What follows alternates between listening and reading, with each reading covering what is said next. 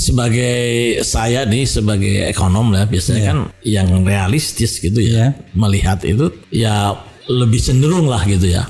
Itu pada target yang ditulis oleh Anies dan Muhaimin dalam hal target kemiskinan itu. Nah, tapi kalau misalnya target yang realistis itu ya satu sisi memahami bahwa persoalan itu akan semakin kompleks dalam hal penanganan kemiskinan.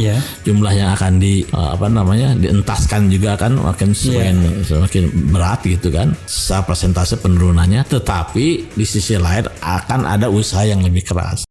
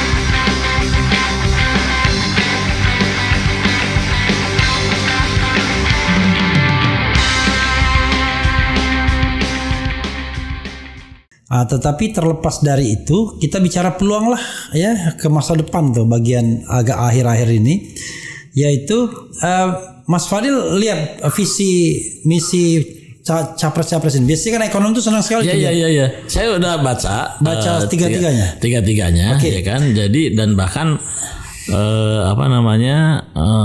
saya itu ada ininya sudah ada tadi kan udah dikemukakan lah target-targetnya gitu kan, kemudian kontennya gitu secara umum lah gitu kan. Jadi kalau misalnya kita lihat atau mungkin gini dulu ya sebelum ke situ itu, jadi memang kita memerlukan ini Pak, memerlukan sebuah perubahan paradigmatik gitu ya. Ke depan ini gitu loh. Kita nggak bisa meneruskan apa yang ada sekarang ini gitu kan. Dengan konsep tiba masa tiba akal ini ya seperti itu ya. Jadi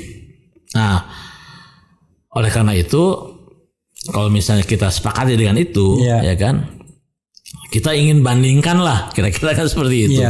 Dari ketiga calon presiden ini ya kan, bagaimana dia merespon ya kan apa yang menjadi fenomena yang selama ini terjadi itu ya.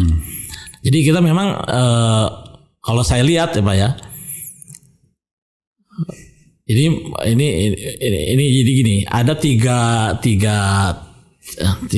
kandidat kan gitu kan, masing-masing memiliki suatu penekanan fokus-fokus dan diksi-diksi yang berbeda memang gitu kan. Nah, tadi Bang Revi juga udah menyatakan gitu kan, ada yang ingin perubahan dan itu memang tercermin di dalam visi misinya gitu kan.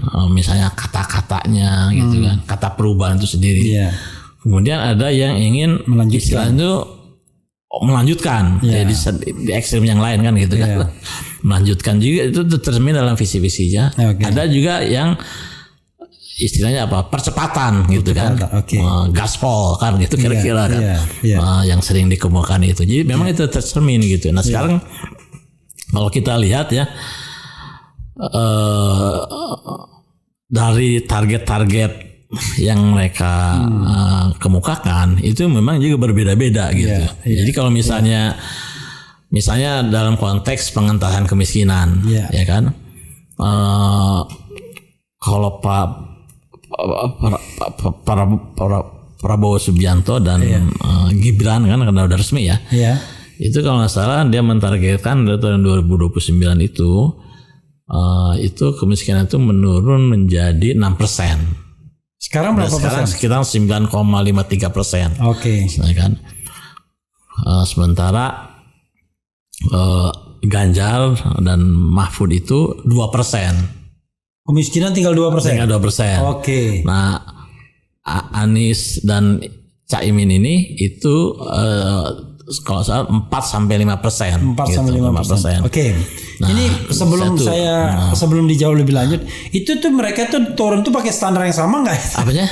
Standar kemiskinan yang sama ya? Sama. Standar gitu BPS kan? Mereka pakai. Ya, standar BPS lah sama. Artinya kita tentunya mereka kan melihat data historis gitu kan. Gitu. Saya kira sama lah definisi yang mereka gunakan. Kemiskinan. Kenapa begitu optimisnya Ganjar Mahfud? In between tengah-tengah Anies dan pesimis sekali Prabowo. Walaupun 6% itu jangan-jangan over optimistik juga, kita nggak tahu ya. Itu karena itu saya karena itu tema yang mereka ini kan gitu kan, yang mereka kemukakan gitu ya. Ada yang mungkin optimis ya bahwa dengan program-programnya itu akan mereka bisa lakukan itu gitu kan, mempercepat gitu kan. Kemudian mungkin ada yang lebih konservatif gitu ya. Nah, ya ada yang lebih moderat lah kira-kira seperti itu kan gitu. Nah itu saya nggak tahu judgementnya itu apa gitu kan, rasional behind it. Tapi kita bisa menilai apakah target-target tersebut realistis apa tidak gitu loh. Ya menurut Mas Fadil, yang paling optimistik kan Ganjar sama Mahfud 2%. Itu over optimistik atau optimistik, yang lainnya takut, ini yang paling hebat atau gimana? Kalau menurut saya kan kita lihat data historis ya. Data historis. Data historis selama ini itu penurunan kemiskinan itu atau penurunan tingkat kemiskinan itu secara persentase ini dari tahun ke tahun tuh memang semakin rendah. Karena apa? Karena memang jumlah orang miskinnya semakin sedikit. Kan? Kalau dulu misalnya kita nembak nembak orang, misalnya ada 10 orang gitu kan.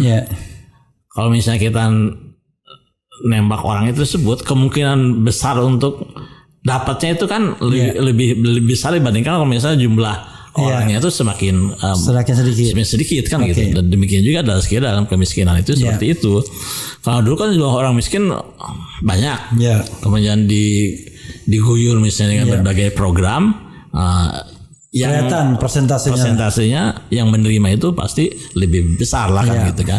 Nah sekarang kan tidak gitu. Jadi makanya di era Pak Jokowi ini ya, persentase orang miskin itu turun tuh lebih lambat dibandingkan dengan zamannya Pak SBY, dan juga Pak SBY lebih lambat misalnya dengan zaman Gus Dur dan seterusnya kan seperti itu.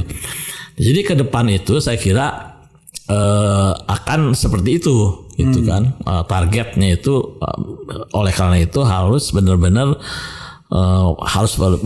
well targeted gitu. Kan? Program-program yang dilakukan jangan itu hanya sekedar nulis saja gitu ya maksudnya. Hanya sekedar misalnya harus ada updating ya kan.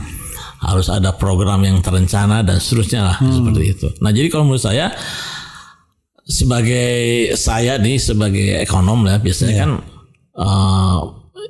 yang realistis gitu ya, melihat itu ya lebih cenderung lah gitu ya, itu pada target yang ditulis oleh Anies dan Muhaimin dalam hal target kemiskinan itu gitu. Karena apa? Kalau misalnya kita mentargetkan yang progresif tadi yang 2%, itu tidak sesuai dengan data historis gitu. Historis lah pokoknya. Kalau misalnya kita targetnya Pak Prabowo, itu menunjukkan bahwa apa yang mereka lakukan itu akan lebih atau sama saja dengan yang sekarang yang ingin diperbaiki juga kan. Jadi tidak ada usaha yang lebih keras lagi dong kan seperti itu. Ya kan? Nah, tapi kalau misalnya target yang realistis itu ya, satu sisi memahami bahwa persoalan itu akan semakin kompleks dalam hal penanganan kemiskinan.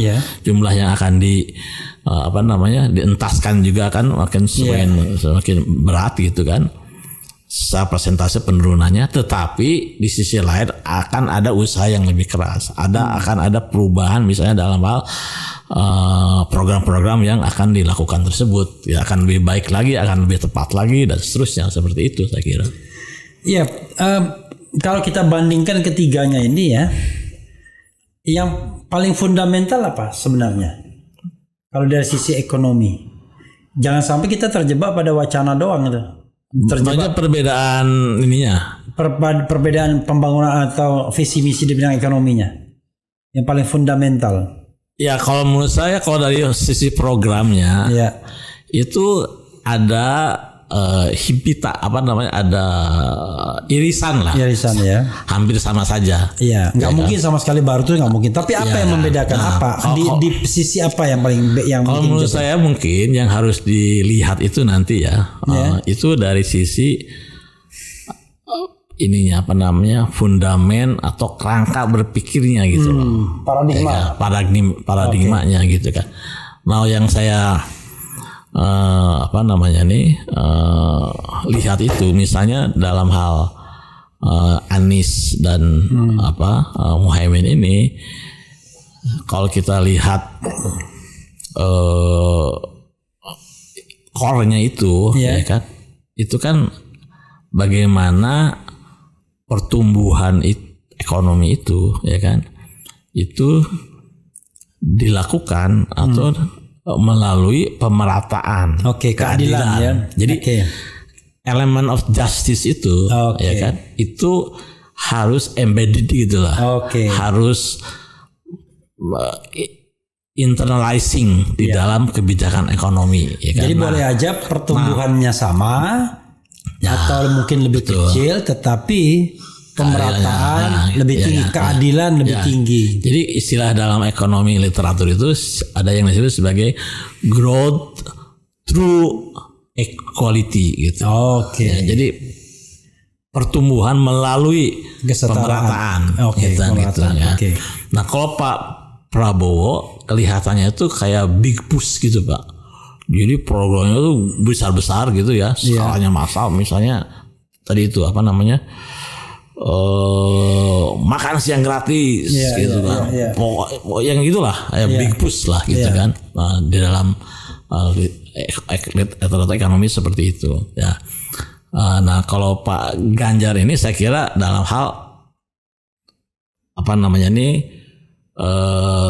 kedaulatan itu selalu menggunakan istilahnya Pak Bung Karno lah, berdikari secara ekonomi. Mandiri secara politik, berdaulat secara politik, berkepribadian secara kebudayaan seperti itulah kan. Nah, jadi intinya menurut saya seperti itu.